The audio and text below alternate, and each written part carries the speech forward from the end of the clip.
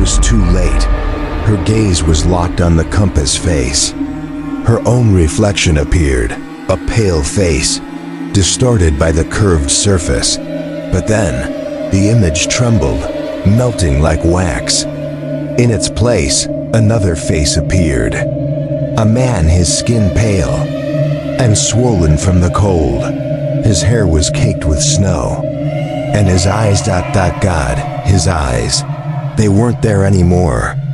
Only two deep black sockets, like two gateways to hell. His mouth was open in a silent scream, and Elena could clearly see that his tongue had also been cut out. The image lasted only a second, but it was burned into her mind, a permanent scar. Elena screamed, a cry that was snatched away by the wind. The moment it left her lips, she fell backward, frantically scrambling away on the snow, trying to escape the horrific vision. Dmitri, seeing her reaction, needed no further explanation. His face was white with fear. "It showed you," he whispered, his voice full of horror. "It showed you what it did."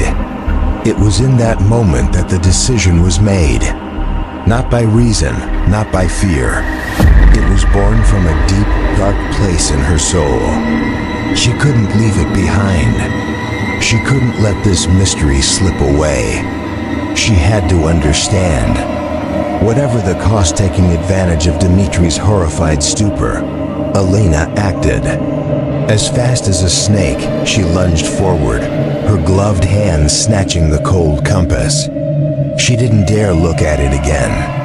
She just felt its deathly chill spreading, and the faint whispers beginning to return in her head. "What are you doing?" Dmitri roared, realizing her intention, but Elena was faster. She turned her back to him, using her body to conceal her actions. With numb fingers, she pulled down the zipper of her inner jacket pocket. The zip of the zipper sounded jarringly loud, a sound of betrayal. She shoved the compass inside. The metal's cold, immediately pressed against her chest, right over her.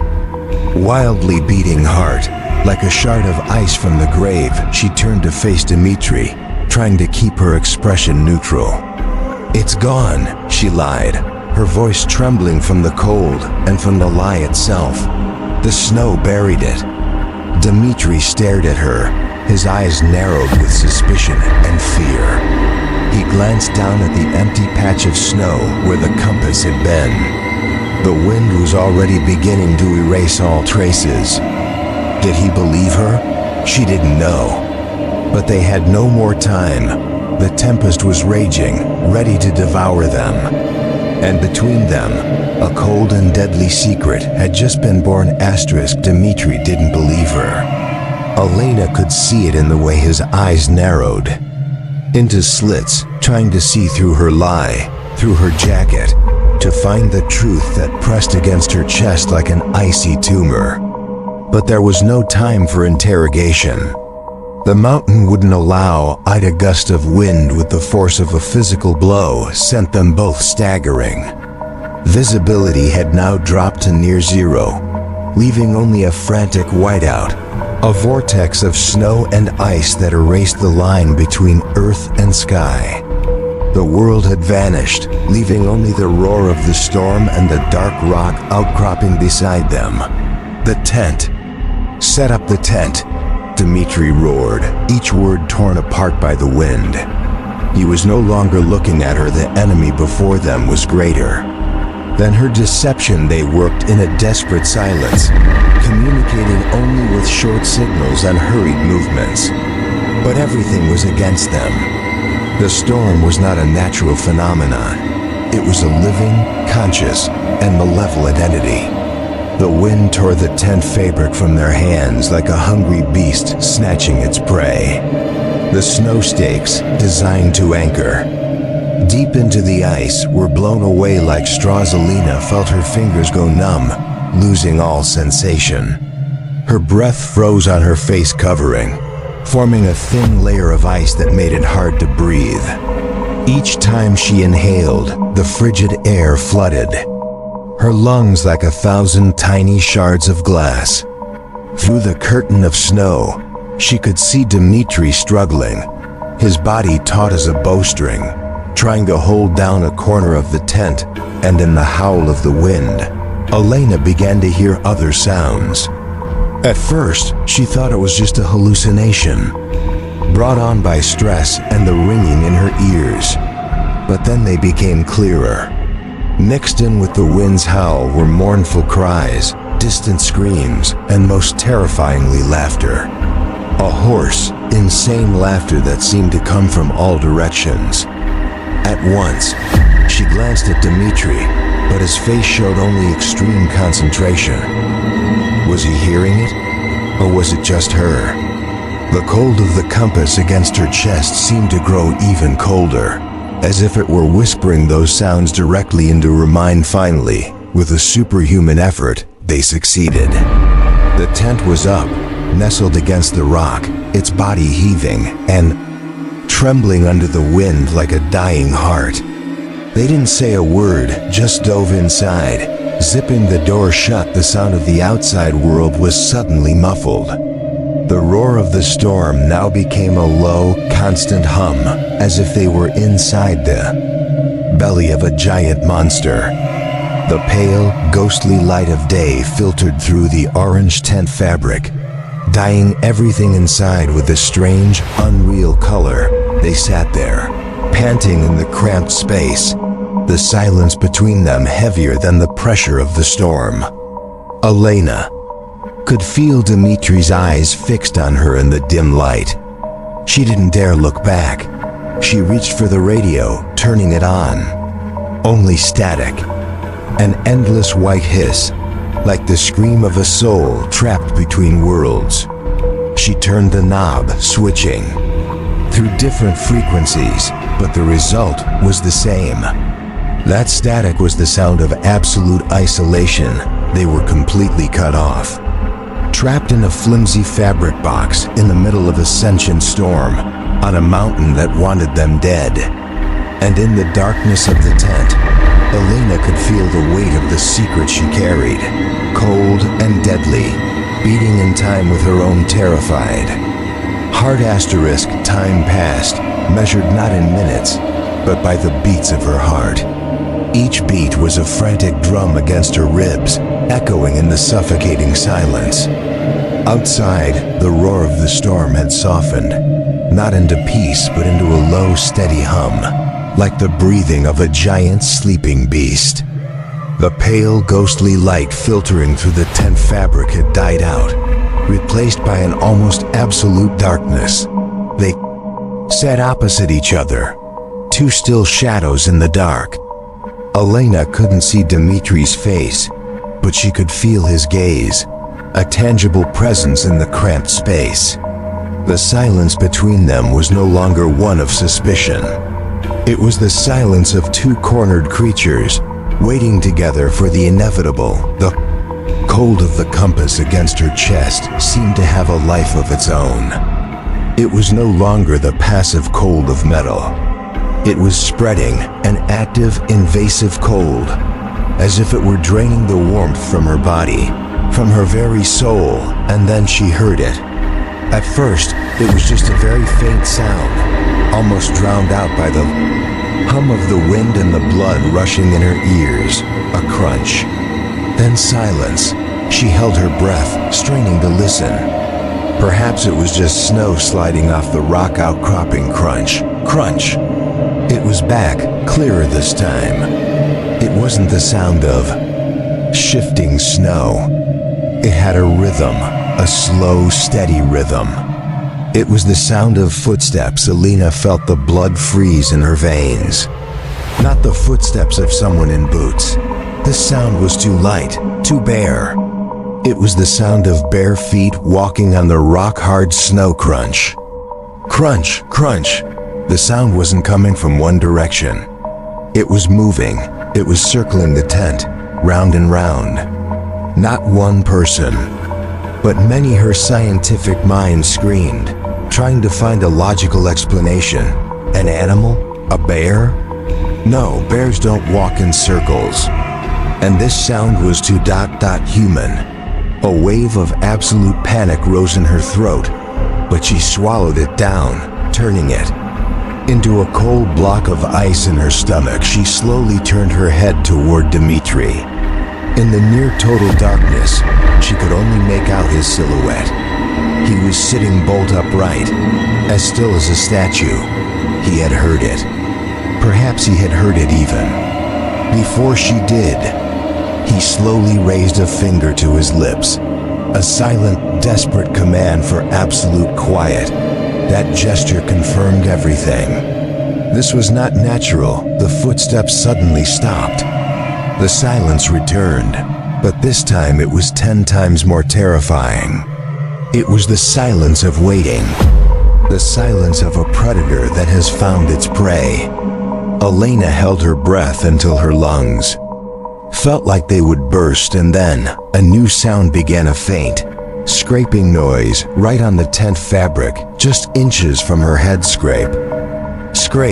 It was a wet, disgusting sound, as if someone's fingernails, soft and rotted by the cold, were slowly, deliberately dragging across the thin fabric that separated them from the outside world. Elena flinched, pressing herself against the pile of gear behind her, trying to get away from the sound, but it seemed to be echoing directly inside her skull.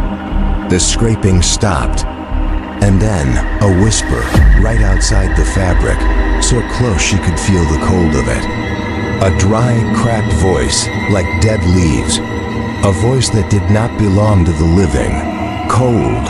The word was spoken in Russian, a single word containing the agony of a lifetime. The compass on Elena's chest suddenly became as cold as a block of ice from hell. Asterisk. That cold was not just an absence of heat.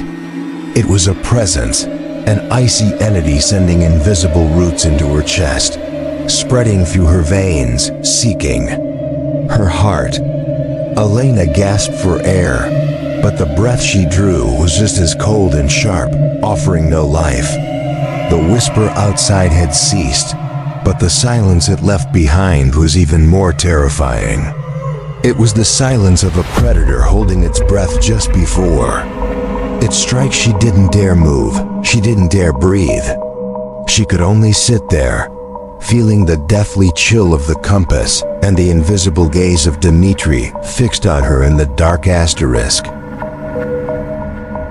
And then, a faint light began to glow from outside. It wasn't the light of dawn or the moon.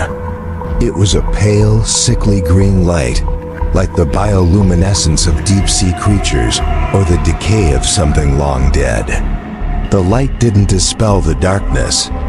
It made it more vivid, turning the familiar shapes inside the tent, the backpacks, the coils of rope into bizarre, twisted silhouettes. The light grew stronger, and it began to reveal what was outside on the orange fabric of the tent. Shadows began to appear.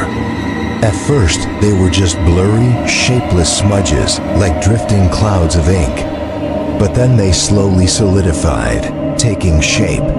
They were not the shadows of trees. They were the shadows of people, many people, standing right outside, surrounding the tent. Elena felt a groan catch in her throat. She could see their forms clearly, tall, thin, and unnaturally contorted. Some seemed to be bent over. Others had their heads thrown back at an impossible angle for a living person.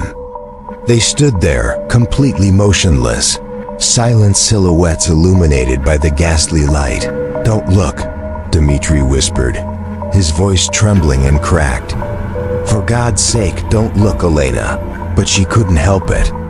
A morbid urge, a mixture of absolute terror and a scientist's curiosity, forced her to keep her eyes glued to the silhouettes. She had to know. She had to see. As if in response to her thoughts, one of the shadows began to move. It moved slowly, jerkily, like a puppet, with cut strings. It came closer and closer, until its shadow covered an entire side of the tent wall. And then, It leaned and a face began to press against the fabric. The tent wall stretched, distorting. At first, it was just a blurry circle, but then details began to emerge, illuminated from behind by the ghastly green light. A broad forehead, a broken nose, and a mouth open in a silent scream. But where the eyes should have been, there were only two deep black hollows.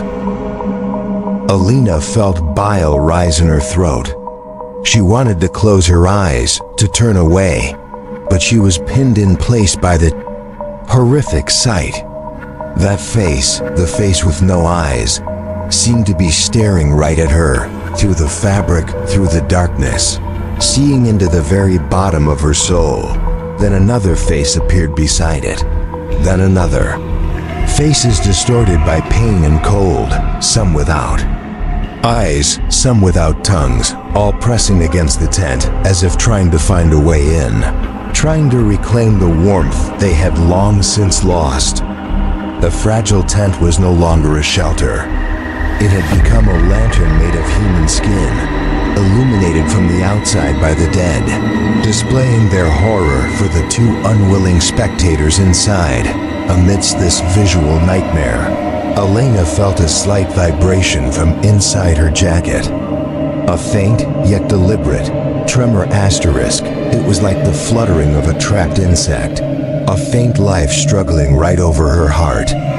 Instinctively, Elena's trembling hand reached for her inner pocket. Her numb fingers touched the cold metal surface of the compass. Immediately, the vibration changed. It was no longer faint. It became a low, steady hum, a frequency so low she felt it resonating in her ribcage more than she heard it with her ears. Cold of the compass intensified tenfold, so biting that it felt as if her skin were freezing to it. Driven by a force she couldn't control, she slowly pulled the compass out. In the pale, ghastly light seeping in from outside, the silver object glowed strangely. It didn't reflect the light. It seemed to absorb and transform it, causing its surface to emit a faint, sickly aura. But it wasn't the casing that made Elena hold her breath. It was the needle. It was no longer pointing north. It was no longer pointing at Dmitri. It was spinning. It spun wildly, insanely, rotating on its axis at an incredible speed, creating a faint, high-pitched whining sound. It was like a maggot, writhing in a corpse, a physical manifestation of madness, and as the needle spun, the faces outside began to change. They were no longer still. They began to blur, melting into each other like images in a damaged film reel.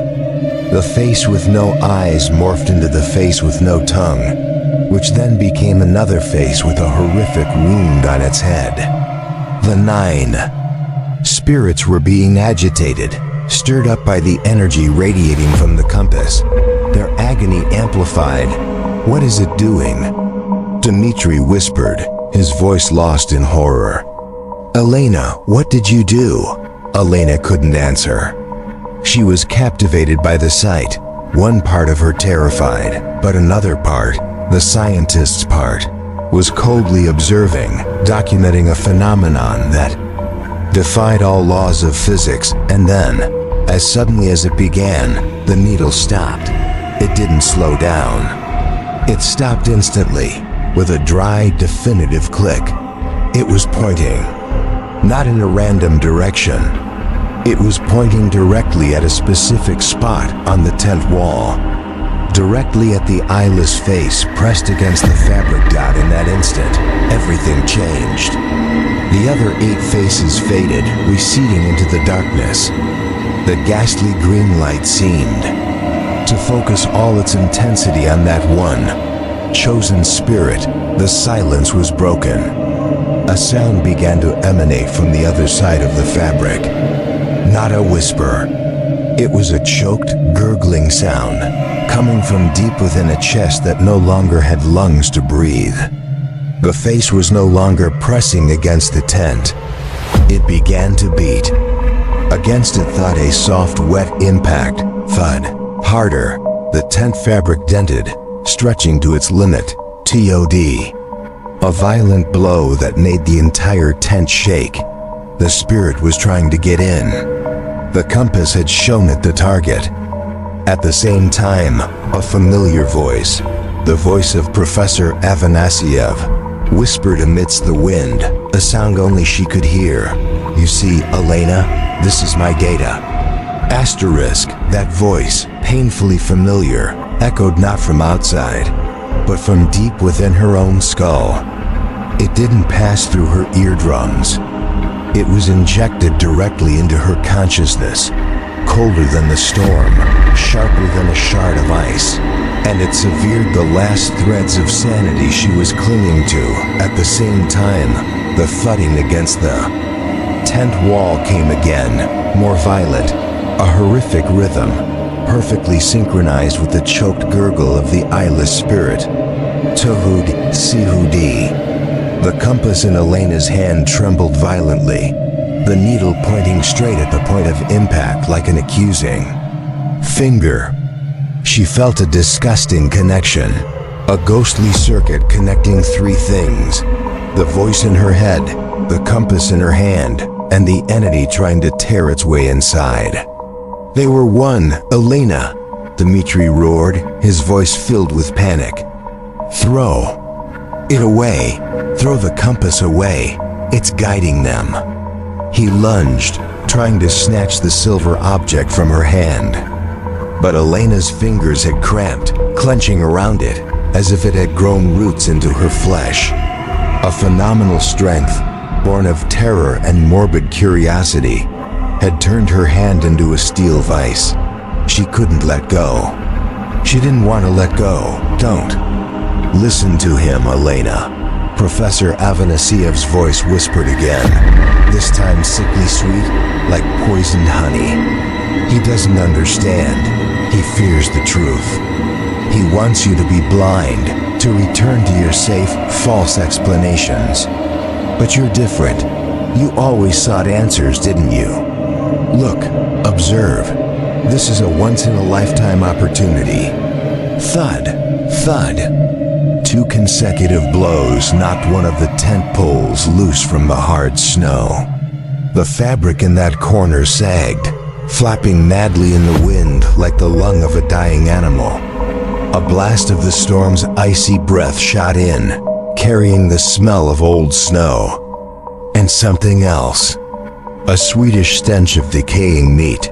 The cloying smell of frostbitten flesh. Elena recoiled, but her eyes remained fixed on the point of impact. She could see it more clearly now, not just a face. An arm, black and thin as a dead branch, was beating against the fabric. Its skin was shriveled, stuck to the bone, and its fingers had no nails, just jagged, sharp stubs of bare bone. "It's tearing the tent." Dmitri yelled, desperate. He let go of Elena, turning to use his whole body to block the collapsing corner, his muscles straining under his thick clothes. "See? He's trying to hide the truth from you," the teacher's voice continued, full of mockery. "He wants you to remain ignorant like the others. But you and I, we're not like them. We are scientists. We must face the truth, no matter how terrifying." His words bored into Elena's mind, awakening her pride, her obsession. A part of her knew this was madness, a trap. But another part, the part that had driven her here, was being convinced. The cold mind of the criminal psychologist was rising, observing, analyzing, detaching from the fear. "I have to record this," she mumbled, the words escaping her lips unconsciously. Her other hand fumbled for the camera in her backpack, her fingers moving mechanically, as if they no longer belonged to her. "Record what? This madness?" Dmitri roared, his body trembling with effort. "There's nothing to record. Only death." "Wake up, Elena!" Thud. "RRIP." A sharp tearing sound, like thick canvas being slowly ripped apart. One of the bone stubs on the ghostly hand had punctured the fabric. A small black hole appeared. Through it, Elena could see something moving in the ghastly green light. An empty black eye socket, glistening with ice crystals. And through that hole, another whisper slipped in, this time not in her head. A real voice, dry and full of hate. The sound of crushed dead leaves. Open. Door. The compass in Elena's hand suddenly became searing hot, as if it had just been pulled from a forge. The burning heat pierced through her glove, scorching her skin, making her cry out in pain. Ah! Elena's scream was torn apart, a sound of pure physical pain that drowned out the howl of the storm and the ghostly whispers. By reflex, her cramped fingers flew open.